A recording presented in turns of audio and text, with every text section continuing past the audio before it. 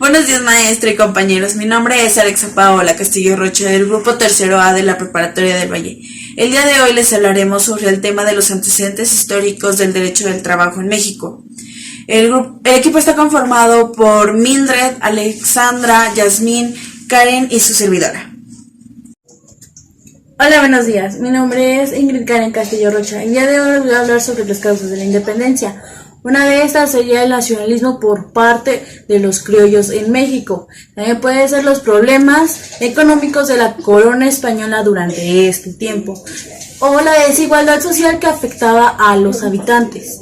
Los trabajadores se encontraban en difíciles condiciones y a que la jornada no estaba regulada, no tenía derechos laborales y varios de ellos debían vivir en la fábrica.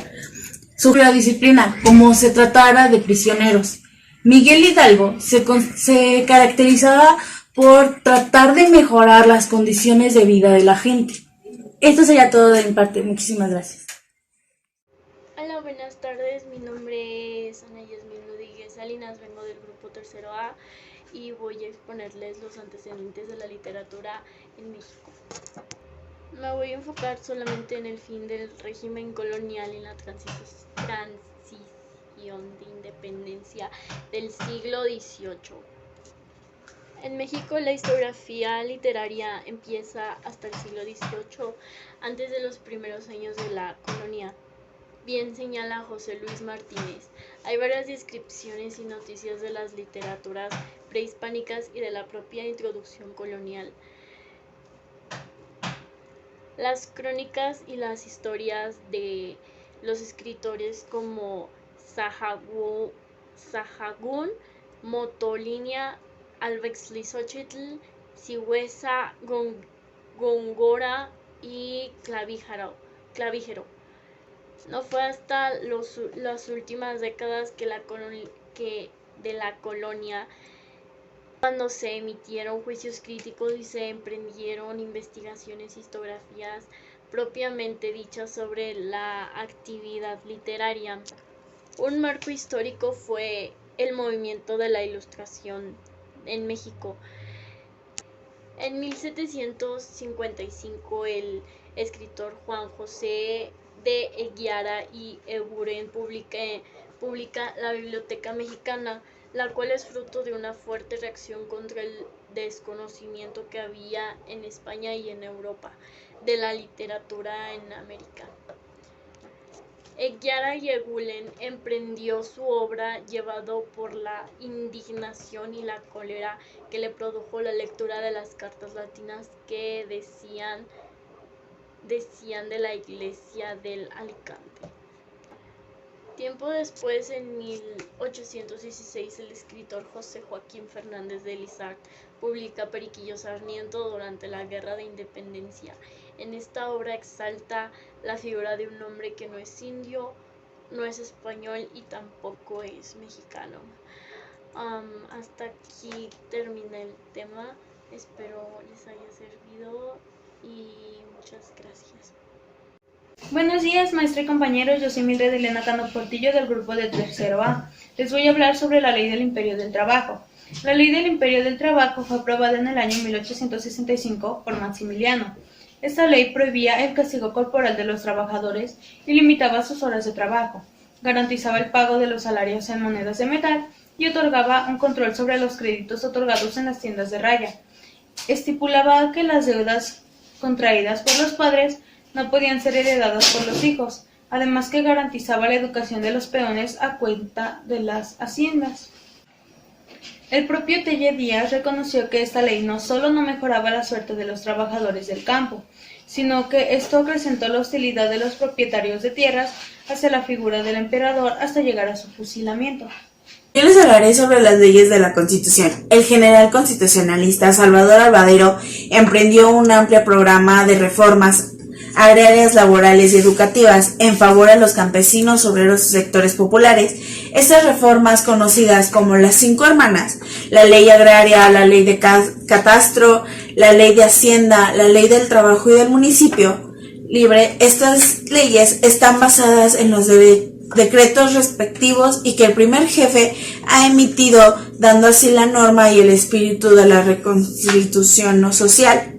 El 6 de enero de 1915, Venustiano Carranza emitió la Ley Agraria, buscando dar respuesta a la principal demanda de la revolución, la restitución y la dotación de tierra a los pueblos y comunidades del país. La ley señalaba que era necesario devolver a los pueblos los terrenos de que han sido despojados como un acto de elemental justicia y como la única forma efectiva de asegurar la paz. La ley del catastro es un registro administrativo dependiente del Ministerio de Hacienda en el que se describen los bienes inmuebles rústicos, urbanos y de características especiales. La ley del trabajo abarca las garantías del trabajador sin distinciones del sexo, edad o doctrina política y social. El municipio libre es una de las reformas políticas más importantes del primer jefe que restituyó la autonomía de los municipios que había sido destruida por la centralización política porfirista. La ley de Hacienda es un ordenamiento jurídico propuesto por el Poder Ejecutivo y aprobado por el Poder Legislativo, que contiene los conceptos bajo los cuales se podrían captar los recursos financieros que permiten cubrir los gastos de la Federación durante un ejercicio fiscal. Soy Jimena Gallardo, alumna de la Preparatoria del Valle. Mi materia en la que estoy presentando mi examen es legislación. En este caso voy a hablar sobre los presidentes que aportaron algo a las leyes laborales. Literal, solamente voy a hablar de presidentes y un poco de algunas reglas. El primer derecho es la remuneración. La duración de las jornadas que no pueden pasar de 8 horas más, porque eso ya es un abuso en tu trabajo, no puedes trabajar más de 8 horas.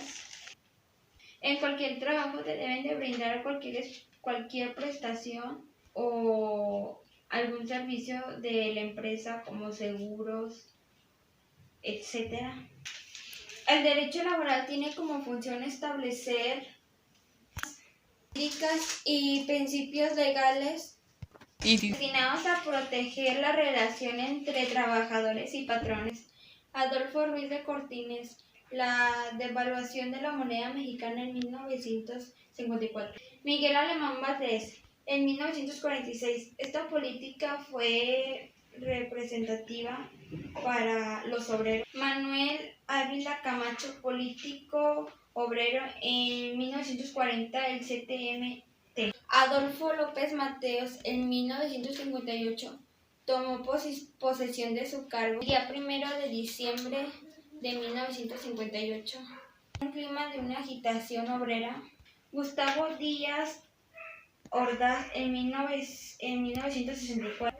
La incorporación de la lucha de las clases de las profesionistas que se habían iniciado en 1959 fue mucho más ostensible ante el gobiernato del presidente Gustavo Díaz Ordaz, que abarcó de 1964 a 1970.